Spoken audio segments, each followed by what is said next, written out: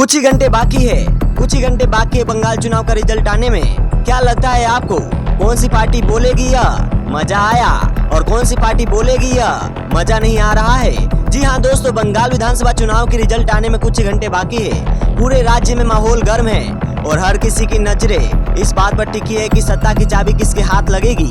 Election analyst और जनता अपनी अपनी अटकलें लगा रही है, लेकिन असली फैसला ईवीएम में कैद है। लेकिन इसके साथ ही तीन बड़े सवाल है।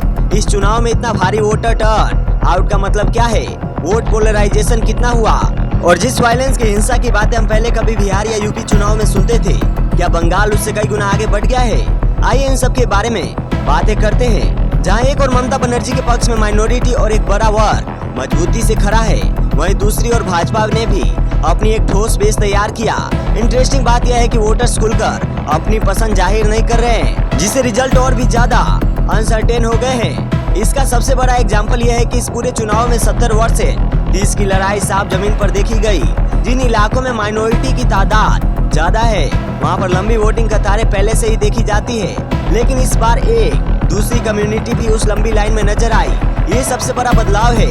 अभी सबसे बड़ा आश्चर्य ये है कि टोलीगंज, जो बंगाल के एक्टर्स और आर्टिस्ट के रहने वाली जगह मानी जाती है, वहाँ भी रिकॉर्ड लेवल पर वोटिंग हुई है।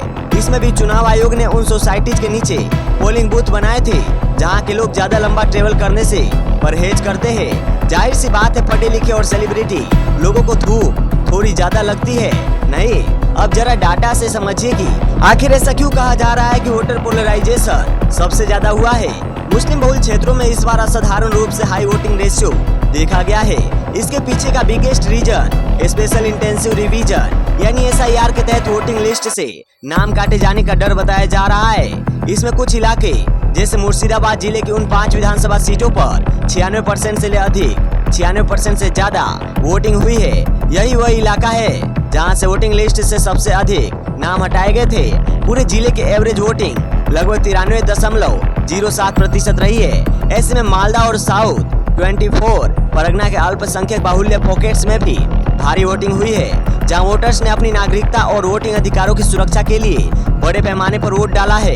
एक्सपर्ट्स का कहना है कि इस बार इसमें सबसे बड़ा डिफरेंस यह था कि एक ऐसा एरिया जहां पर एलिजिडली रूलिंग पार्टी के लोग पोटेंशियल अपोजिशन के वोटर्स को भगा देते थे या उनकी जगह वोट दे दिया करते थे, वो रुका है। इसके लिए सेंट्रल फोर्सेज की डिप्लॉयमेंट ने सबसे बड़ा रोल प्ले किया है। ऐसे हिंदू डोमिनेटेड एरियाज भी है जहां पर पहले के मुकाबले इस बार रिकॉर्ड वोटिंग हुई है, मतदान हुआ है।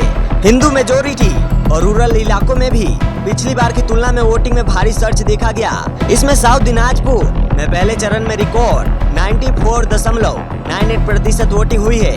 कुछ बिहार जिले में मतदान का स्तर 94.75% पहुंच गया। पूर्वा वर्धमान के ग्रामीण क्षेत्रों के दबदबे वाले इस इलाके में दूसरे चरण में 93.39% से 93.48% तक मतदान दर्ज किया। यानी कुल मिलाकर इस बार वोटर्स बहुत ज्यादा एक्साइटेड थे और वो पोलिंग बूथ तक पहुंचे। उन्होंने बटन दबाया और उंगली तक स्याही लगवाया। अब जरा देखते हैं पिछली बार की तुलना में कितनी बढ़त हुई है, कितनी आगे बढ़ी है। पहले चरण का मतदान 2021 की तुलना में लगभग 10% अधिक रहा। ध्यान दीजिएगा कि यही वह चरण जहां बीजेपी के पास मैक्सिमम सीट जीतने के चांसेस पॉसिबल थे। यही 10% वोटिंग ज्यादा हुई है। शहरी क्षेत्र, अर्बन एरिया जैसे भवानीपुर, जिसको ममता बनर्जी का गढ़ कहा जाता है, इनके जैसे शहरी क्षेत्रों में भी मतदान लगभग 87% तक पहुंच गया, जो पिछले चुनाव के मुकाबले काफी अधिक है। यह साफ बताता है कि लड़ाई दो कम्युनिटी के वोटर्स के बीच थी। इसमें सबसे ज्यादा वो लोग थे जिनको अभी तक वोट देने का मौका ही नहीं मिलता था।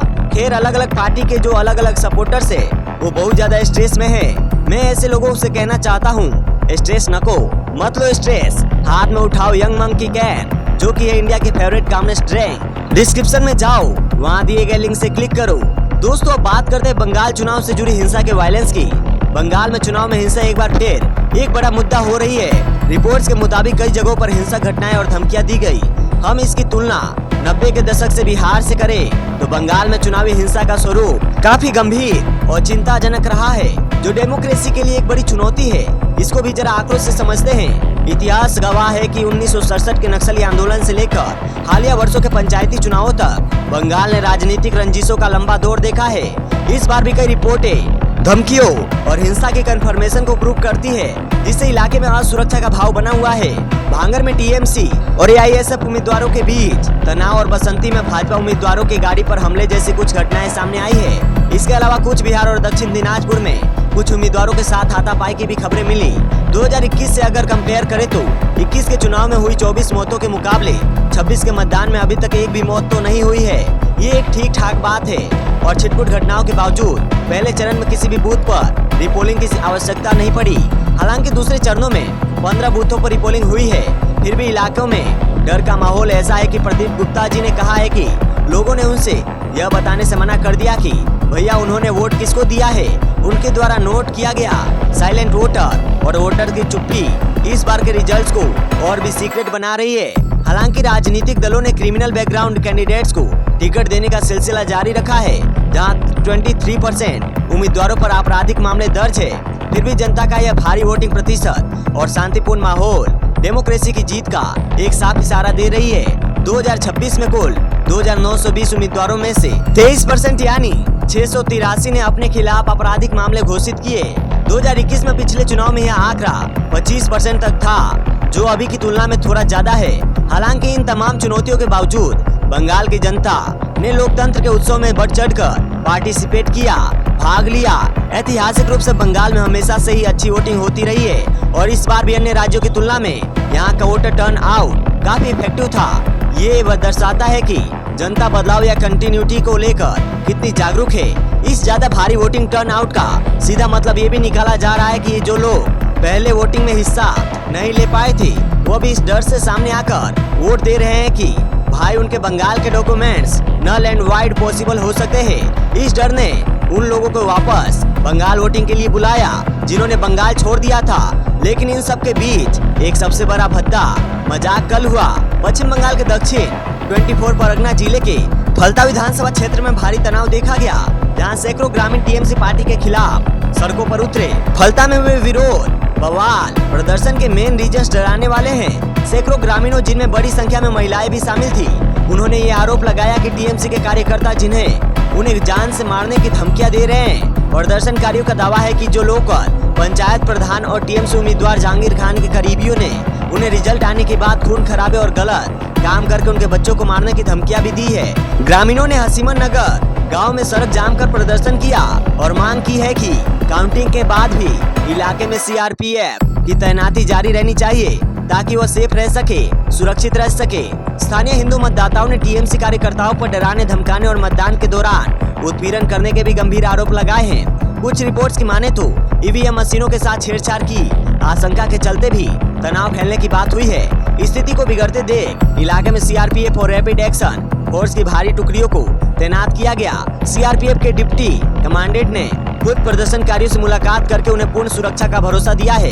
खैर, उम्मीद यही करते हैं कि कुछ घंटों में जो रिजल्ट आएगा उस पर कोई बवाल कोई नहीं मचाएगा, क्योंकि एक तरफ कुछ लोग ऐसे हैं जो हारने के बाद ईवीएम को दोष देते हैं, इलेक्शन कमीशन को दोष देते हैं और अगर जीत जाते हैं तो भैया ईवीएम अचानक से पाक साफ हो जाता है।